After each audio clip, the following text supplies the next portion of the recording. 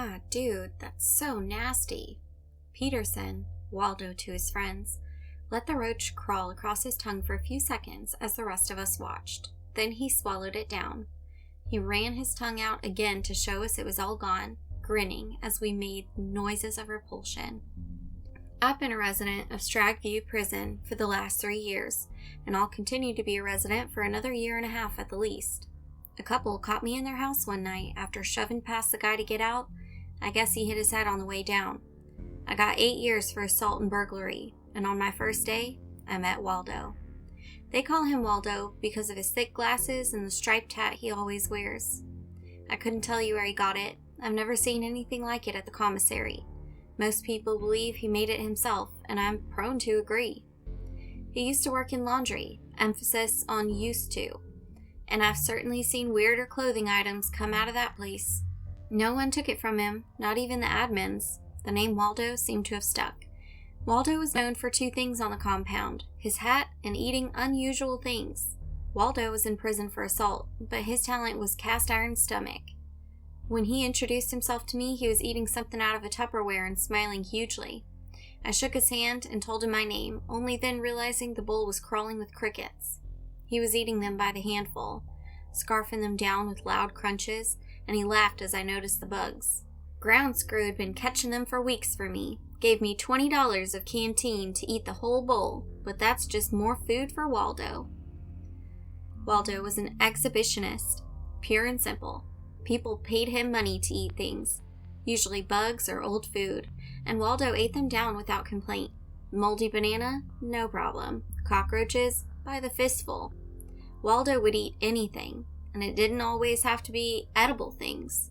He would eat batteries, a pack of double A's at a time. He'd eat sand right off the rec yard. Nothing seemed to make him sick or slow him down. We all just watched in awe as he ate anything that would stand still long enough. That was until we found the ants. What do you reckon they are? I asked. The hill had cropped up overnight, a giant mound of red clay and fine sand, and it looked like nothing so much as a termite hill in National Geographic magazine. Faust reached out with his stump, then growled as he traded it for the hand with some fingers on it. He was still getting used to only having one hand, even after so many months without it. I grabbed his wrist before he could touch it, and he looked at me with a mixture of confusion and aggravation. "Can't have you lose the other one too, Faust," I said, trying to postpone his rage. Faust was a cool dude, but he was quick to anger. Yeah, well, they don't look like they'd eat much. In that, he was wrong. The ants were just as strange as the hill they inhabited. Each of the crawling things was the size of my thumb, veins of purple worming their deep red exoskeletons. They had pincers on their heads, long wiggling antennae, and 12 scuttling legs that took them quickly across the hill. They were carrying all sorts of things back with them, food and other insects. I found myself wondering if they could be a threat. How much would it hurt if those pincers got a hold of you? "What you looking at?" I jumped as Waldo came up behind us. Faust and I looking around like we'd been caught doing something wrong. His eyes got big as he saw what lay behind us, and he made an impressed noise as he looked at the hill of roaming insects. He had clearly never seen anything like them before, and they thrilled him as only something unknown can. As Faust watched him, he could see an idea beginning to form, and I was not too fond of it. "How much?" Faust asked suddenly. Waldo looked back at him, confused. "How much?" "How much to eat one?" Waldo looked back at the ants, thinking it over before settling on a price. $20 of canteen, and I'll eat it right now." Faust groaned. "Man, 20 bones? That's pricey." Waldo had caught one of the ants between his fat fingers and was lifting it up for a better look. The ant wriggled furiously, trying to escape as he clacked those monstrous jaws. Waldo was being careful not to put his fingers too close to its pincers, but the way the ant was thrashing, it would get him eventually. "Going once?" Waldo said. "Maybe 10. I can do 10, Faust hedged. "Nope, gotta be 20, Waldo said, moving his hands toward the hill. "Going twice?" he said again. "I'll put up the other 10, I said, not really sure why I had. That seemed to be what he was waiting to hear, and he threw the ant into his mouth and bit down with a loud crunch. "Sold." He chewed the ant, his face becoming almost rapturous the longer he chewed. He looked like someone eating a sweet for the first time, someone taking a bite of a favorite meal, and he turned back to look at the hill with real desire. I could swear there was drool sliding down the corner of his mouth as he watched them scuttle about, and his hands shook a little as he reached for the hill. "Whoa, man," Faust said. "You win, all right. You ate one, don't get crazy." Waldo either didn't hear him or didn't care. He was suddenly picking up ants like they were berries on a bush, popping them in his mouth one after another, snapping them off the hill with the quick, deft hands. A thick orange juice was running down his chin. The crunching sounded like the poppers I had thrown as a kid. When I stepped up beside him, he turned and growled at me like a dog with a bone. "Waldo, you got him, man, no need to," but he smacked my hand away when I tried to touch his shoulder. He bent over the anthill and started gobbling them down. He pushed them into his mouth by the handful, his throat bulging as they slid greedily inside of him. Soon he was pulling handfuls of dirt off the mound, the dirt streaking down his face, like a child eating pudding. When he pushed the mound over and the mud and dirt structure falling easily, I saw the ants come swarming out.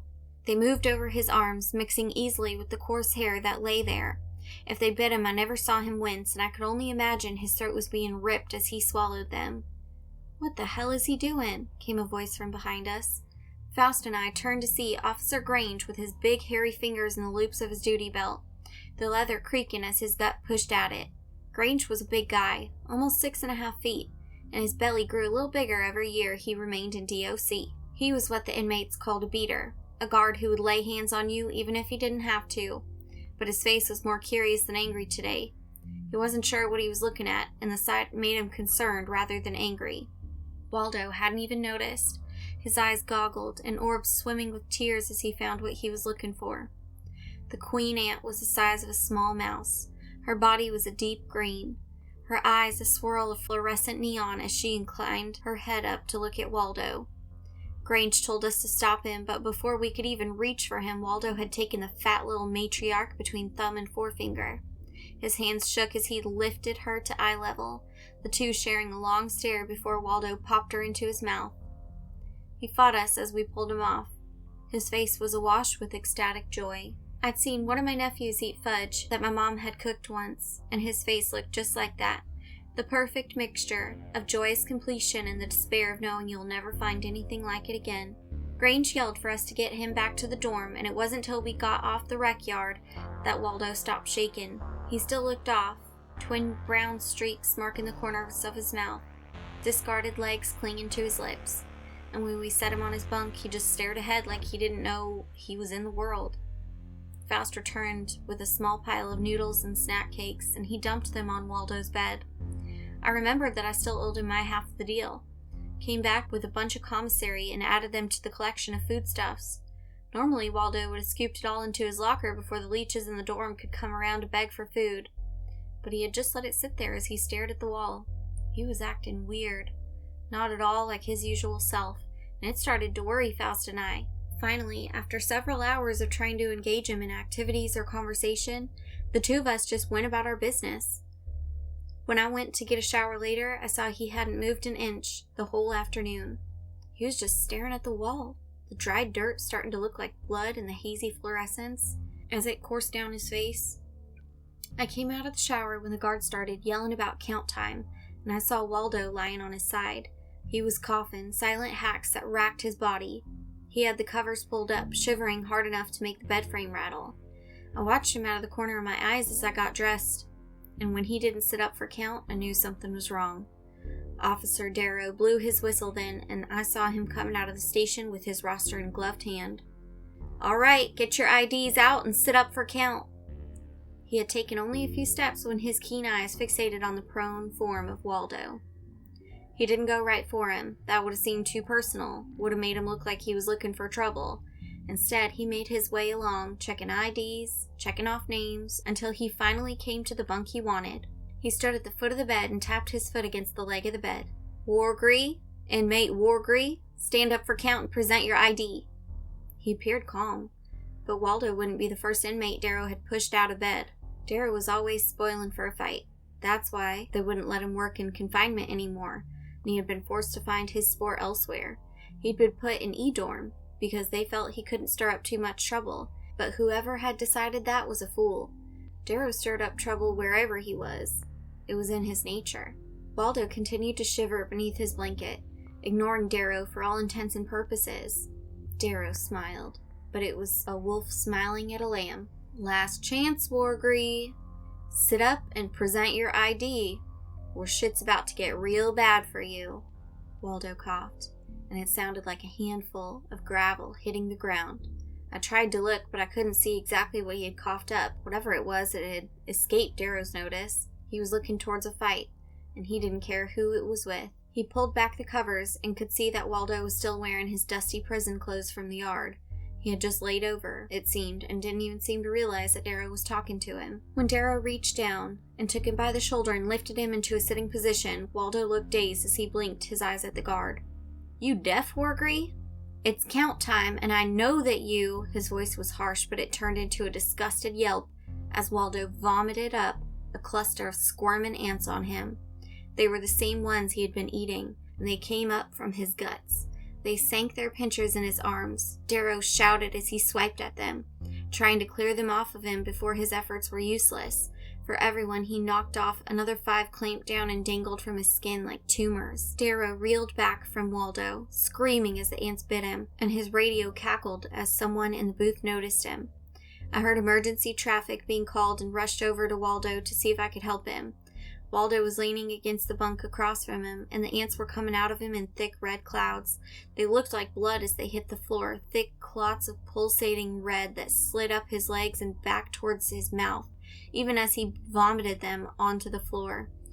I took him by the shoulder and turned him to look at me. It took everything I had not to drop him again. His front was covered in ants, a squirming line of them already crawling up and back into his mouth. His face had the dumb look of surprise on it, but when his eyes hit mine, I stumbled away and fell backward over his bunk. My ass hit the floor then, and I scrambled away as I tried to get away from the ant terror. His eyes had become the same multi-spectrum segments the queen had been, and I pushed myself under the nearest bunk as I tried to escape him. When the other guards came through the door, forcing him to the ground in a storm of bodies, it was almost a mercy not to have to look at him anymore. At least, until they all started screaming. Waldo emerged from the stack as the 4 guards slapped at themselves and rolled away from him. Waldo was more ants than human now, and those odd eyes were the only things visible amongst the squirming mass of bugs. He was little more than a writhing mass of red flesh, small oceans with their own tidal pull as they boiled over him. I watched as his hat emerged from the top, and it would have been the only way I knew it was him. One of the guards tried to gas Waldo, his can jittering as the ants snapped at him, and they parted as the chemical arced across them, and I could see a swatch of flesh beneath before they closed ranks. Waldo was gone, it seemed, and whether he was controlling the ants or they were controlling him didn't seem to matter. They were one creature, and their symbiosis seemed permanent. At least until Captain Hulk and his security detail came through the door, and Sergeant Moore hit Waldo with his taser. The 3-person group stood stunned by what they were seeing, and Moore's shot was likely just panic fire. The prongs hit Waldo square in the chest, the electricity sizzling up the lines as it made the ant's flesh crackle and dance. Something screamed from deep within the ant mound, and realized that Waldo was still under there somewhere. As Moore kept squeezing the trigger, Sergeant Dace drew his own taser and shot the mound of ants as well. The combined streams made the creature buck and waver, and when the ants fell off of him, it was like hail hitting the ground.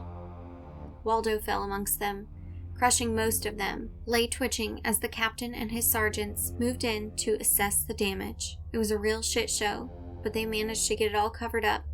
The guards who had been hurt ended up going to the hospital. Many of them had bites over 50% of their bodies, and heard a couple of them almost died.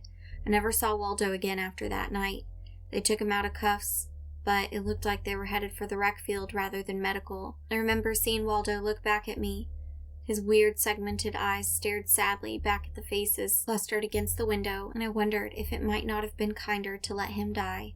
I never saw another one of those weird anthills, but the rec yard was closed for 2 weeks after that while they tore up the grass and dumped pesticide by the truckload. Stragview, I've come to learn over the years, has a lot of strange stories like this one. From the rats, to the ghosts, to the strange creatures that inhabit the shadows of this place. Stragview is a place outside of time and space. I only have another year left in this place, and I'll pray I'll be allowed to leave. Wonder if anybody is truly allowed to leave Stragview once it has its claws in them.